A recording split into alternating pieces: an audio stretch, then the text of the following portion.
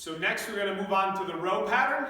So we're going to be pulling, so whether that's seated, kneeling, or bent over on a bench here, which we're going to demonstrate, which typically you'd see somebody just grabbing a weight and going into what looks like a lawnmower pull. So we're going to grab our weight here, we're going to set that up. So if you're really weak in the core and you're not able to stabilize your body, typically what we'll do when somebody's beginning is you go with a little bit of lighter weight, and we go into a kneeling hand position. So this is a lot more stable because you have more points of contact, less joints that you're working with, and you're able to engage. So if you're not able to keep a core position to be able to do the row, you might want to think about doing a seated cable position somewhere where you can build up, work on core strength, work at little lighter weights, and get strength in that range, but it's not as dynamic, there's not as many things that you have to pay attention to. So the more we get to an open position where we're not seated, we're not using a cable, we're using free weights, we're not having our knee down, there's a lot more going on. So what we want to pay attention to is that you sit back in this position, we get the shoulder over the elbow, over the wrist is stacked.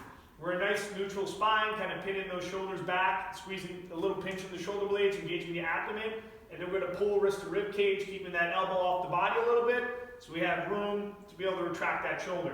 So if you end up being on a higher implement, the tendency is going to happen is your body is now, it's not perpendicular or parallel to the floor, so what you have to do is you have to adjust your line of pull so that we're still getting a horizontal row, because if we start going higher up and you keep pulling, now you're doing like a shrug.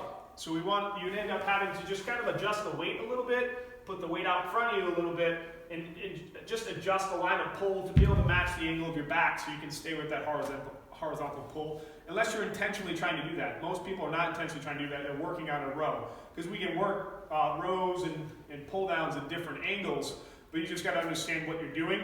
We're not trying to jack up this trap in here. We're trying to engage the muscles in the back, on the back side a little bit lower down.